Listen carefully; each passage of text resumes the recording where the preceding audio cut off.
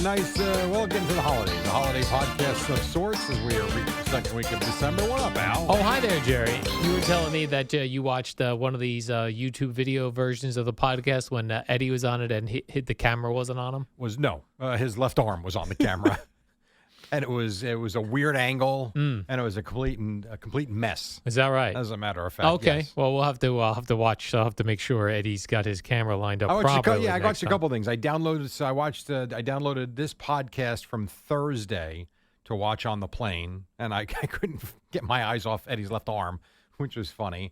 I watched Death by Lightning, the James Garfield docu show. I don't know what you call it, but it was a very 4-part series about the assassination of President Garfield, which was very interesting. And I started watching the Diddy documentary, where I saw the first 2 of the 4 parts. Yeah, I'm a big documentary guy. The Diddy one, I don't know. I don't. So I wasn't going to watch it. Sal sold me on it when I left here on Wednesday. I'm like, I'll give it a try.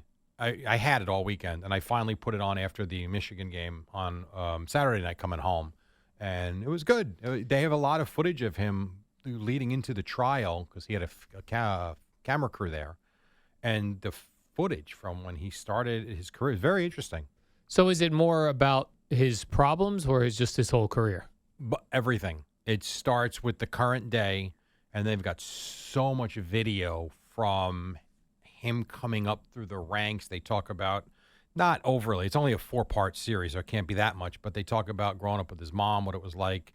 His dad died young, and it was pretty good. A lot I didn't know about with the whole Biggie Smalls and Tupac Shakur stuff. Again, a lot of MTV footage. He seems like he was a bad guy. Like, really good kid, and then when the money hit him, that's the way I'm gathering it through 2 parts so far. No, maybe I will watch this. It's interesting. Part of me didn't want to be like, oh, is this going to glorify him or whatever? No, I don't think it does. No, I don't think it does. I think they give you enough of how he started out as a very good kid and clearly went in the wrong direction. All right, I'll give that a shot. It's interesting. I'll pop it on. Yeah, you may like it, you may not. I don't know. So I noticed something this over the weekend with Spotify podcasts. So Okay. podcasts on Spotify. Mm-hmm. They are now giving download numbers.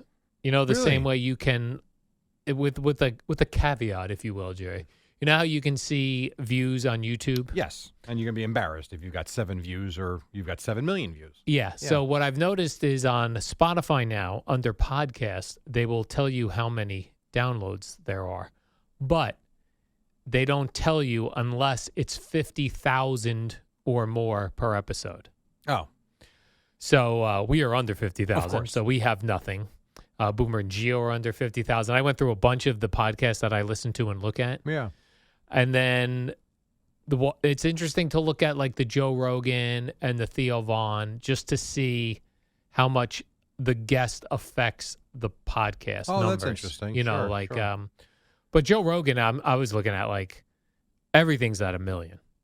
And then if it's a guest that crosses over more, it's 2 million or 3 million or 4 million. Sure. Same with Theo Vaughn. His were like, if it was a really good guest, maybe 1 million. And then if it was not great, 500,000. But it was interesting to look because like Bill Maher had none that were over 50,000. No kids. That's surprising. That was to surprising to me as well. But, I sit there and say that at the same time, if you're doing 30 and 40,000 downloads, Right. It's Pretty still good. a pretty good number. Pretty good number. It's a very good number. Yeah, that's true. You get jaded by the top guys, of course, when you Yeah. see 7 figures, 1 million, 2 million. And I understand that. It's like when you don't compare yourself to Mr. Beast on YouTube. Yeah. You'll want to, That's true. dig a hole and crawl in it. Right. I'm like, oh, you're not getting as much as Joe Rogan, but he's the top of the Yeah. charts. But I think if you're doing anything, to me, I would think at 10,000 or more is solid. I really think I that, agree. Yeah. I think even if you get 5,000 Yeah. and you do enough of them, then that's pretty good. It's a good number. Yeah, it's not bad. If people still care enough to listen, I think that's great. Absolutely. Oh, absolutely, Jerry. I noticed a couple different things that women do.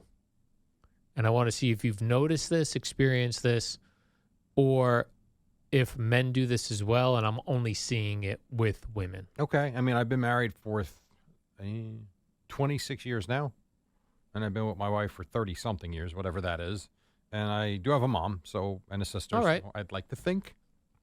So I will tell you that when Gina is stressed out for whatever, job, whatever it is, she rearranges the furniture in the house. Have you noticed women My wife does not do that. rearranging furniture? No. I think this is a woman thing. It might be, not the women in my life. It's more of like a control thing, right? So like if something is out of your control, your work, your whatever, then something that is in your control is if you move furniture around. Okay. So she like moves furniture around a lot. She's also like always changing couches, different furniture things. Like I have a couch and it sits there. It will be there until I get a new couch. Right. And then that one will, and that won't happen until that couch is like, people will be saying to me like, you really need to get a new couch. Outdated. Outdated, beat up. It's just a disaster. Where she will get like a new couch, like in 3 years, go, this couch is not working for me. You're kidding. I'm going to get a new couch. And then there's moving of the couches. I was moving furniture this weekend. Wow. I'm not a furniture mover, Jerry. I understand. I don't so you like and her are moving the furniture around the house. Correct. That I don't sounds like moving that's furniture. awesome. Yeah. I don't like it. But what am I supposed to do? Nothing. You help her. Right. That's it. I don't have that issue. I do like a good move the furniture every 5 or 6 years. Yeah, it does. Sometimes it does freshen up the place. It gives you a different look, maybe a different shade of paint on the wall, maneuver the furniture around. It feels like a different dwelling. I have heard people say that you should change up what you have hanging on your walls, even if you just move them, like you keep the same agree with things but move them around. So just I freshens it up. literally just said that to Kim the other day. Like these photos, we need to update some. And we do. Like we have a lot of updated photos, but we still have some really old photos that, hey, the boys aren't 2 and 7 anymore. I mean, it's cute. Love it. But we also have that in the electronic frame that we have. Like, so change it up. I agree with that. Yeah, I could see doing that. Yep. It's just the furniture moving to me is just like so much work. Like I don't like to. I'm always worried I'm going to hurt my back, hurt my You could, sure. hernia surgeries that I had 2 of in the past. I just don't want to be moving furniture. Yeah, I feel for you. I don't move furniture. To the point where yesterday we actually purchased Furniture men? No, those furniture, like you can put these straps under furniture and then you insert your hands and lift up. Oh, my God. Yeah, I'm telling you, Jerry, this is what I was doing. Sounds like a glorious Sunday. On a Sunday. Oh, Yeah, moving furniture. sorry to hear that. I can't even, like, my house, all I could really do is move my bedroom from upstairs to downstairs. But then I'd have a kitchen in my bedroom. I have a very small space. And then where's your living room? Upstairs? Upstairs. Like a loft living room? Yeah. Which That would be could be cool. You'd really confuse your dog. Oh, my God. That dog would be very confused. That's because we have a bathroom upstairs and downstairs. Yeah. Where's the shower? Upstairs. You got to be upstairs then. So upstairs is the bedroom and the full bathroom. Right. Downstairs is half bath, kitchen, living room. I mean, you live alone. You could shower in the sink if you want. It doesn't matter. I could. Just put your bare ass in the sink, get the sprayer. Don't think I might not do it if I don't feel like walking up those stairs. Ah, that is true. That would really throw the dog off, though. Yes, it would. Yes, it would. What else did you learn about women? Secondly, women have a very difficult time if they are driving, also telling a story. Like while they're telling a story. But the problem is, Kim never drives. I always drive. And I'm not talking about you get on a highway and you're driving and the woman has a story to tell you. I'm talking about if you're on local roads and a woman is trying to relay a story to you, this stop at a stop sign, just sit there and finish the story. It's like you have to go. Or they'll see the light is green, they're slowing down as they're talking, and then are talking. I'm like, you're in the middle of the road. See, this is another one. I have zero experience with this. I'm 0 for 2 with you. I have that I think when women tell a story while driving on local roads. So are you saying that women can't think and say and do 2 things at once? That's what I'm saying. Well, they might. I'm saying driving can't be one of them. If a woman is telling a detailed story that she has to, relay properly, you're going to be Like that, and this is what must happen. You never be like you're in a car and you're like, what is this person in front of me doing? Oh, for sure. It's a woman telling a I've story. been in a car with a guy who drives like that. Yeah. And it's not even storytelling. It's just he's spacey. And it's like, dude, it's 45 mile an hour speed limit. Why are you doing 32? Yes. Let's go. Yes. And I get maybe that's why I always drive when I can. I get very anxious on the passenger side if someone is either driving like a maniac or just going too slow and causing a jam up and people are going past you, giving you the finger. Like, let's go, move. Yeah. So, but I don't have that experience with a woman like you do. It's just been with my one particular friend who I don't really care to drive with anymore. Yeah. Not that I do anyway, but. Then another thing is women hate a dirty windshield. Or I feel like a man, we could drive around with filthy windshields. My wife doesn't like a dirty car, period. So a dirty windshield will drive her crazy. Like, yeah, where they're like instead of like you're not. She wants it clean. Yeah, you're not washing the windshield. Yeah, my wife, as long as I've known her, has always had the most spotless car inside and out.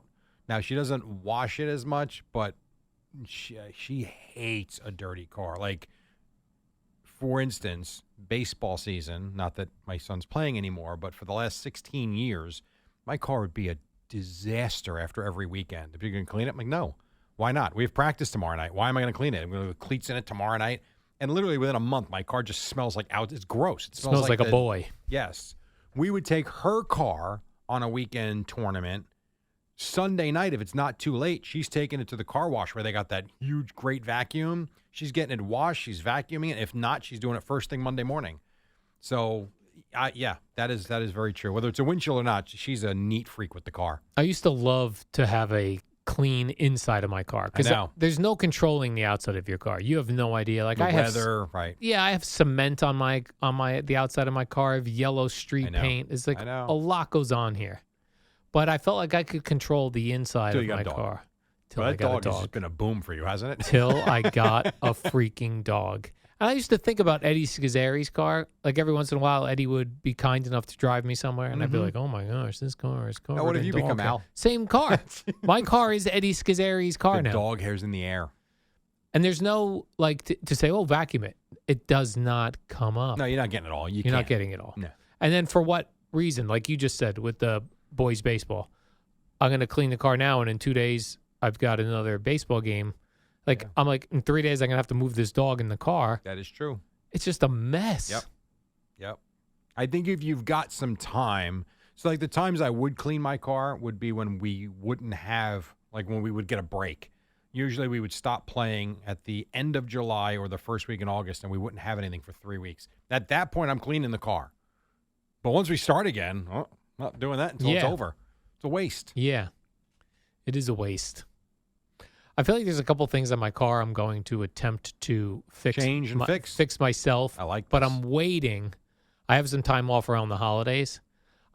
I'm waiting till then in case I do something that makes the car inoperable. You can't come to work? Yeah. Like I can't do that on a Sunday. All right, so hit me with one. So there's this.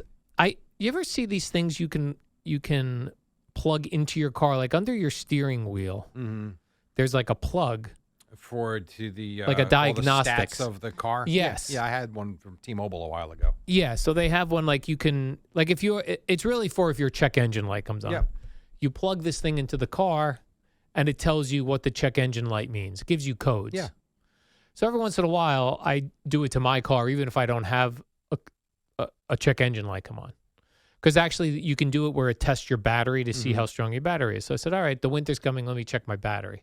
So I checked that. And in the process, these 3 red lights come up on the app that's connected to this. So you have 3 issues going on here. Really? And it gives me the codes.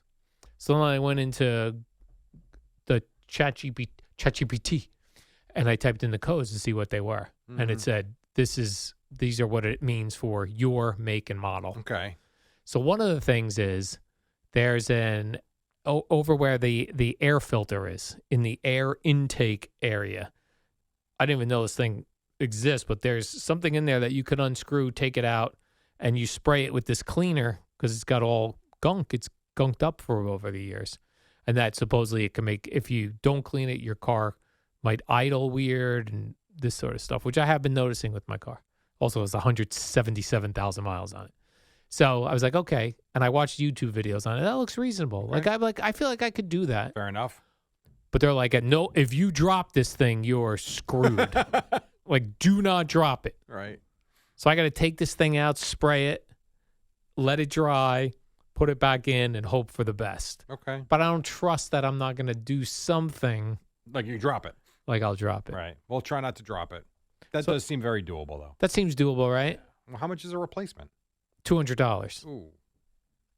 That sucks. Okay. Don't drop it. Yeah, I feel like I could do that without dropping. Fair enough. Number 2. Well, the air filter itself, which is easy on a lot of cars. On my car, for whatever reason, it is a very tight fit, and it's better if you disconnect the whole unit, take it off, They make it do it, complicated. then put it know. back in I know. that way. So I'm going to do that. I feel like I could do that without really any problems. Okay. And then what was the third red light? Oh, yeah. What were the other red lights? Well, the one red light said, your seatbelt in a crash may not tighten quick enough. That's what it said. You're not doing anything. I can't do anything with that. No. That I'm not happening. You might as well get a new car then. So it was that. It was the I forget what I forget what Whatever the that third thing one. called, that cylinder thing you had to change. Yeah, I forget Okay. what the third And one the air was. filter. So you got 3 things. Yeah, I got 3 things. Okay. But You're not but you're not fixing your seatbelt. no, I'm not doing that one. So do you have one of these things that you can I used to. I don't use it anymore. When you said you had it by T-Mobile, why would T-Mobile do it? I don't know. Oh, you know what some of them do? Some of them, like, you can get one from your insurance company. Mm-hmm. Or tracks you.